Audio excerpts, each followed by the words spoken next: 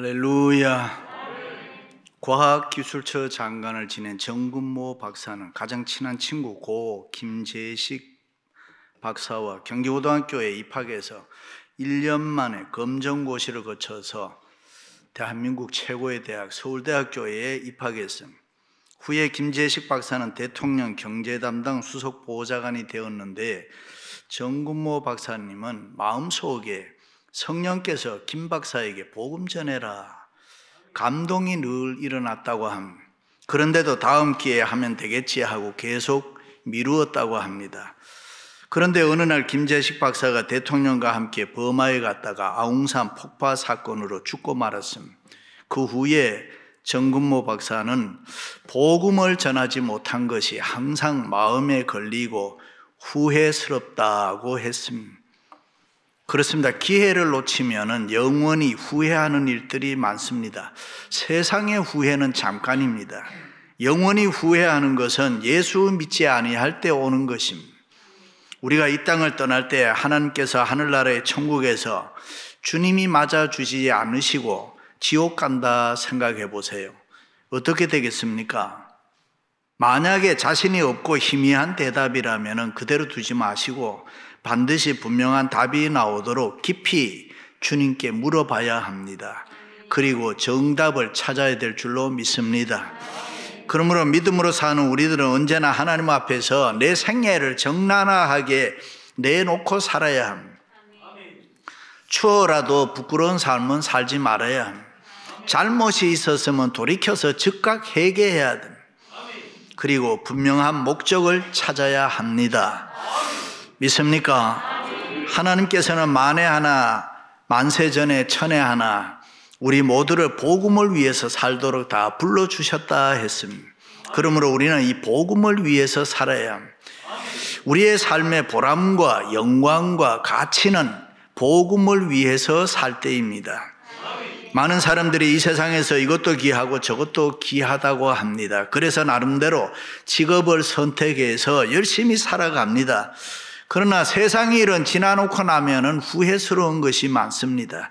그렇지만 주님께서 우리에게 맡겨주신 이 복음을 위해서 사는 것은 세상에서 가장 귀한 일입니다. 가장 영광스러운 일입니다. 그래서 수많은 믿음의 사람들이 오직 복음을 위해서 살자라고 외쳤던 것입니다. 그렇다면은 복음이 도대체 무엇입니까? 주 예수 그리스도다. 우리 주님이 복음인 것입니다. 그래서 복음을 굿뉴스라 그래요. 한문으로는 복된 소리라. 예수 그리스도를 아는 것, 예수 그리스도를 믿는 것, 예수 그리스도를 위해 사는 것, 그 예수 그리스도가 복음인 것입니다.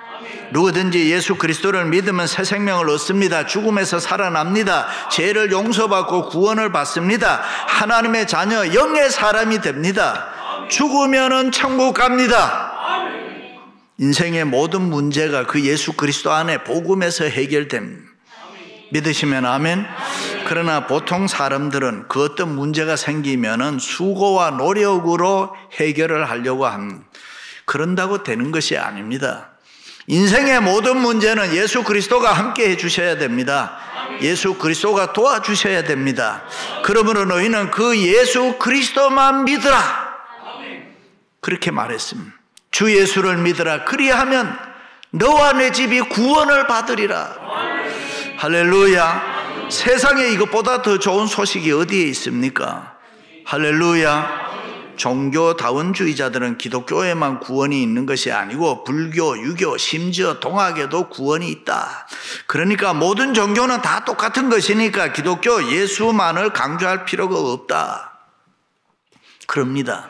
어떻게 보면은, 어떻게 들으면은 그럴듯하게 맞는 것 같아도 그거 아닙니다. 일찍이 예수님께서 내가 곧 길이요 진리요 생명이니 나로 말미암지 않고는 아버지께로 올 자가 없느니라. 예수 그리스도 밖에는 구원이 없다. 예수의 피밖에 없네. 이 복음의 절대성을 가지고 있어요. 영접하는 자 곧 그 이름을 믿는 자들에게는 하나님의 자녀가 되는 권세를 주셨으니 누구든지 예수님만 믿으면 그냥 구원 얻는 것입니다. 정죄하지 않습니다. 예수 그리스도 안에는 불가능한 것도 없고 해결 안 될 것도 없고, 그러므로 이 세상의 모든 인간은 예수 그리스도를 알아야 합니다. 예수 그리스도를 만나야 합니다. 예수 그리스도를 믿어야 합니다. 할렐루야. 그런데 여기 있는 우리 모두가 예수 그리스도를 믿는다. 하나님의 은혜입니다. 그 예수 그리스도를 위해서 살아가야 되는 것입니다. 생명 대신 예수 그리스도를 전파해야 됩니다. 예수 그리스도를 믿는 것이 하나님의 은혜인데, 성경은 그 예수님을 전파하는 것, 복음을 위해서 사는 것, 천사도 흠모할 일이라. 복음이신 예수 그리스도를 전하는 것이 최고의 영광입니다. 최고의 축복이라는 것입니다. 그래서 바울은 내가 복음을 전할지라도 자랑할 것이 없으면 내가 부득불할 일임이라. 만일 복음을 전하지 아니하면 내게 화가 있을 것이로다. 왜 그렇게 말했습니까? 받은 은혜가 너무 많이 있어서, 하나님 앞에 받은 사랑이 너무 많아서, 그 사랑, 그 은혜 때문에 복음 위해서 내가 살아야 되겠다. 세상에서 제일 불쌍한 사람이 어떤 사람이냐? 은혜를 모르고 사는 사람.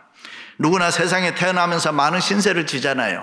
부모님을 비롯해서 많은 사람들의 도움을 받습니다. 수많은 사랑과 은혜 속에 우리가 살아가고 있습니다.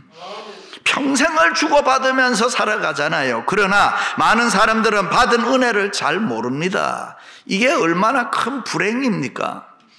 그렇습니다. 우리는 받은 은혜가 많은 사람입니다. 사랑을 받아도, 축복을 받아도, 은혜를 받아도 너무 많이 받은 사람입니다. 믿으시면 아멘. 그럼에도 불구하고 내가 힘들고 어려울 때 고마운 마음, 은혜가 먼저 생각나는 것이 아니라 원망과 불평이 먼저 나오니 그 얼마나 불행한 삶입니까? 그러므로 예수 믿는 우리들은 내가 하나 된 것은 다 하나님의 은혜라. 받은 은혜를 알고 겸손하게 감사하면서 살아가야 됩니다. 그것이 은혜를 아는 사람입니다. 할렐루야. 위나라에 천하의 명의 편작이라는 사람이 있었습니다. 편작에게는 의사인 두 형이 있었습니다. 하루는 위나라 왕이 편작에게 물었습니다. 세 형제 가운데 다 유명한 의사인데 사실 누가 가장 실력이 좋은가? 그때 편작이 맏형님의 기술이 가장 의술이 뛰어납니다. 그리고 둘째 형님이 그 다음이고, 그 소리를 듣고 있던 왕이 의아해서 편작에게 물었습니다. 그런데 어떻게 해서 이 세상에서는 편작 그대가 최고의 명의라고 소문이 났는가? 그러자 편작은 더 겸손하게 목소리를 낮추어서 왕이여, 맏형은 의술이 너무나 뛰어나서 환자가 증상을 느끼기도 전에 얼굴만 보고도 미리 다 압니다. 그래서 미리 예방을 다 해줍니다. 그리고 둘째 형은 그보다는 못하지만은 의술이 뛰어나서 병세가 미약할 때 환자의 병을 다 알아내고 치료해 줍니다. 그러다 보니 환자들이 첫째 형님하고 둘째 형님의 큰 병이 치료해 주었다고 그렇게 생각지를 않습니다. 고마운 줄 모릅니다. 여기까지 이야기를 듣고 있던 위나라 왕이 더욱 궁금해서 편작 그대가 유명하게 된 이유가 무엇인가? 저는 아는 바가 별로 없어서 병이 커져 심한 고통을 느낄 때에야 비로소 알아봅니다. 맥도 짚어보고 처방도 하고 아픈 것을 도려내는 수술도 해야 합니다. 그런데 사람들은 그런 나를 보고 큰 병을 잘 고치는 명의라고 믿고 존경합니다. 이것이 세 형제 중에서 가장 실력이 모자라는 제가 명의로 소문이 나게 된 것입니다. 그렇습니다. 바울은 하나님의 은혜를 알았기 때문에 겸손했다. 그 은혜 때문에 자기는 욕을 먹어도 괜찮다고 생각했습니다. 그 은혜 때문에 자기는 돌에 맞아 죽는다고 해도 할 말이 없다는 것입니다. 옛날에 자기는 교만하고 남을 쉽게 비판하고 죄인 중에 괴수였는데 이제는 그 하나님의 은혜 때문에 이대로 억울하게 죽는다고 하더라도 괜찮다는 것입니다. 예수님 때문에 받은 은혜가 너무 많아서 그 은혜만 생각하면 그저 낮아지고 겸손하고 감사할 뿐이라. 할렐루야. 그래서 바울은 이 은혜를 알고 보니 가만히 있을 수 없었습니다. 나는 부득불 복음을 위해서 살아야 했고 만약에 이 복음을 전하지 않으면 화가 내게 미칠 것이라고 간증했습니다. 어떻게 보면 좀 지나친 얘기 같지만 바울의 입장에서 보면 아주 당연한 얘기 아닙니까? 받은 은혜가 얼마나 많은데 그냥 가만히 있다 그 말입니다. 이미 받은 은혜가 많아서 더 바랄 것이 없다는 것입니다. 그래서 바울은 복음을 위해서 살았습니다. 누구의 말을 듣고 한 것도 아닙니다. 무슨 대가를 바라고 한 것도 아닙니다. 억지로 한 것도 아닙니다. 그저 받은 은혜가 많아서 그저 자기는 주겠다 그런 말입니다. 예수님을 위해서 살게 된 것과 복음을 위해서 산다는 것이 너무나 자기에게는 감격이고 감사였다. 그렇다면 우리도 바울처럼 그렇게 살아야 되지 않겠습니까? 조국을 떠나 이 미국 땅에 와서 처음에 다 누구나 고생했지만은 얼마나 많은 은혜와 축복을 받았습니까? 기뻐하며 감사하며 소망이 넘치고 행복하게 우리가 살아가야 될 줄로 믿습니다. 혼혈 가수 인순이 아시죠? 나는 그 가수가 좋더라고요. 처음 가수 시작할 때 그녀가 이런 이야기를 했습니다. 이 판에서 끝까지 살아남아야 되겠다. 살아있는 동안에 핫팬츠를 입고 무대를 나는 이리저리 쫓아다녀야 되겠다. 뛰어다녀야 되겠다. 그리고 30년이 지나는 동안에 매일 그렇게 하면서 가요계에서 소위 성공하는 가수가 됩니다. 카네기 홀에서도 공연할 만큼 훌륭한 가수가 됐습니다. 그건 그렇고 제가 왜 이 가수를 좋아하게 됐느냐, 한 번은 펜타곤에서 군인들 앞에서 공연을 하는데 거기는 자기와 같은 호녀라들, 자기 아버지 같은 사람들이 많이 있는 곳에서 공연을 하는데 그거 이런 말을 합니다. 나 인순이에요. 나 잘 자라났어요. 잘 자라났다는 말을 할 때는 무슨 뜻인지 알죠? 다 하나님의 은혜입니다. 그리고 I love you so much, I'm so happy. 우레와 같은 박수가 확 나오더라. 하나님의 은혜를 기억하는 사람. 그렇습니다. 바울은 그래서 행복했습니다. 행복은 진정으로 자유한 사람에게만 있습니다. 그 무엇에도 매이지 않습니다. 체면이나 위신이나 세상적인 그 어떤 것에도 매이지 않습니다. 쓸데없는 폼도 잡을 필요가 없습니다. 그럴 필요가 없습니다. 이 세상에 그 무엇에도 붙잡히지 않는 이 예수 그리스도 때문에 자유인으로 기뻐하며 감사하며 행복하게 살아간다. 그러므로 바울은 세상적으로 자기에게 주어진 좋고 많은 것들을 쉽게 포기하고 배설물처럼 버릴 줄 알았다. 예수님께서도 십자가를 앞에 두고 이 십자가는 누가 내게 지우는 것이 아니라 내가 스스로 선택한 십자가다. 그리고 십자가를 위해서 나 스스로 목숨을 버린다고 했습니다. 그렇습니다. 열심히 우리가 일해서 돈 버는 거 좋습니다. 성공하는 거 좋습니다. 그러나 복음을 위해서 쓰여지지 않는다면 그것은 nothing, 아무것도 아닌 고생과 수고일 뿐입니다. 그러나 복음을 위한 일이라면 길이 남을 일인 것입니다. 우리 교회가 건축을 하고 지난 10여 년 동안 핍박과 고난을 각오하고 세상에 불의와 싸운 것은 복음을 위한 일이기 때문에 가치가 있는 것이라. 며칠 전에 노회 오신 목사님들이 이런 얘기하더라고요. 목사님, 교회의 승리입니다. 열린문교회 장로님, 권사님, 교우님들 정말 참으로 대단하신 분들입니다. 지난주에도 많은 헌금해 주신 분 비롯해서 선교를 위해서 동참해 주신 분, 여러분들의 헌신, 교회를 위한 봉사, 이런 것이 다 복음을 위한 일이기 때문에 가치가 있는 것이라. 내가 복음을 위해서 스스로 붙잡히는 것, 스스로 매이는 것 축복인 줄로 믿습니다. 내가 열심히 공부를 해야 하는 것도, 내가 열심히 돈을 벌어야 하는 것도, 내가 건강해야 되는 것도 모두가 다 하나님의 복음을 위해서 일할 때에 그것이 행복인 것입니다. 할렐루야. 그렇습니다. 한 남자에게 한 여자에게 매이기를 불편하게 생각하는 사람은 결혼하면 안 됩니다. 결혼하면 행복하지 않습니다. 서로에게 매이는 것을 즐거워해요. 그 누구를 위해서 희생할 수 있고 내가 그 누구를 위해서 몽땅 버릴 수 있는 열정이 있다면 그는 행복한 사람입니다. 여자들은 가끔 이런 질문해요. 당신 다시 태어나도 나하고 결혼할 거야. 이 말의 답을 남자는 항상 준비하고 살아야 돼요. 근데 그때 미쳐나 내가 또 너하고 결혼해 살게, 그렇게 대답하면 생각 없는 남자입니다. 그것도 말이라고 하나, 오직 나는 너밖에 없다 이래. 여자들은 그 말이 거짓말인 줄 알아요. 그래도 그 말이 좋아요. 결혼 3년 차 어느 부부가 TV를 보는데 그때 마침 미스 월드 미인대회가 열렸습니다. 부인이 물었어요. 자기야, 자기는 저기 7번처럼 내가 예뻐서 결혼했어? 그 소리를 듣고 남편이 픽 웃을 뻔했습니다. 그 순간 웃으면 큰일 납니다. 그때 남자가 이렇게 말했대. 난 당신의 유머 감각이 좋아서 결혼했어. 농담을 진담으로 받으면 사건이 일어난. 요즘에는 남존여비라는 말이 잘 안 쓰입니다만 남존여비라는 말은 우리 시대가 만들어낸 말이 아닙니다. 그런데 요즘에는 그렇게 해석하더라고요. 남자의 존재 의미는 여자의 비위를 맞추기 위해서다. 뭐 이렇게.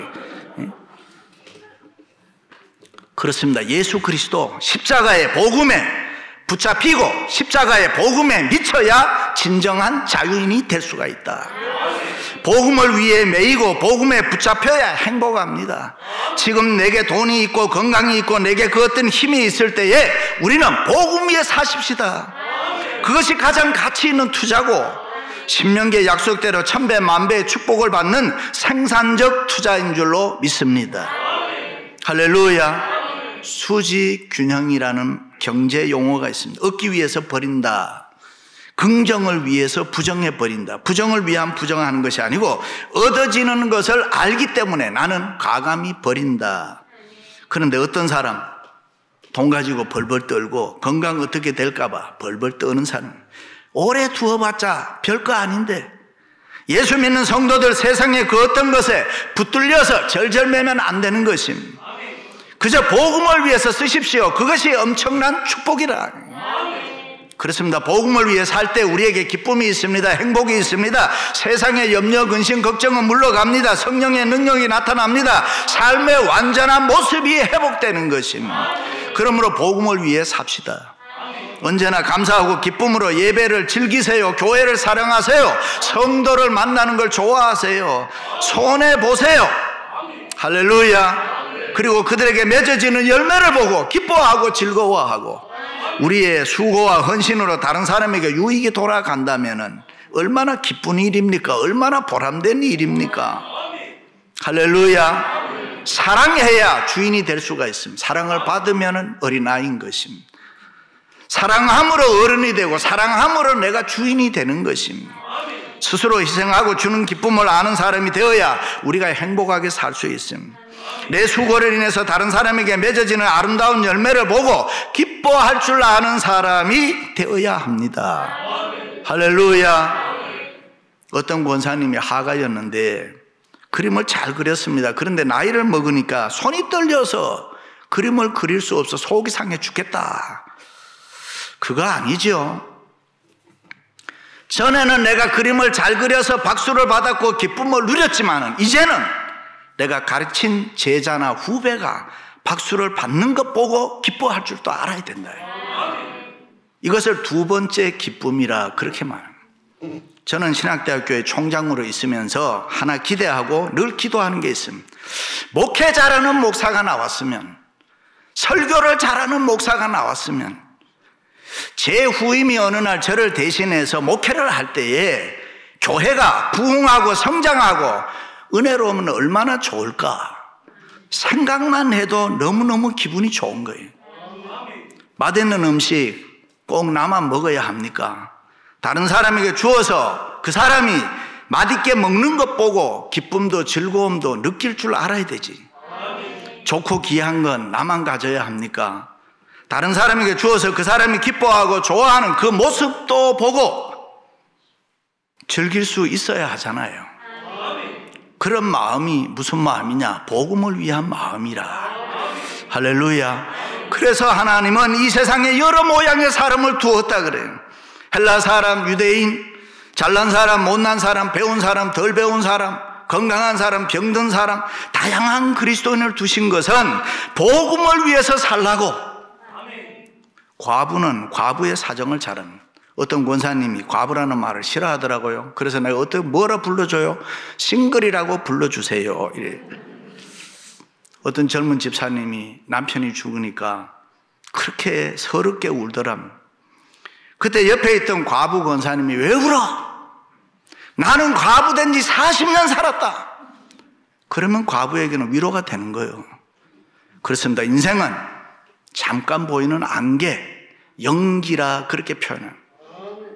50대가 되면 해마다 늙고 60대가 되면 달마다 늙고 70대가 되면 날마다 늙고 80대가 되면은 시시때때로 늙고, 세월이 흘러가면은 늙게 돼 있잖아요. 그런데 어떤 사람은 건강에 얼마나 신경을 많이 쓰는지, 어떤 병에라도 걸리면 안 되는데 절절 매는 분들이, 벌벌 떠는 분들이 있어요. 건강 오래 두어봤자 별것 아니잖아요. 저절로 주름살 생기고 저절로 머리 휘어지고 그냥 늙어갑니다.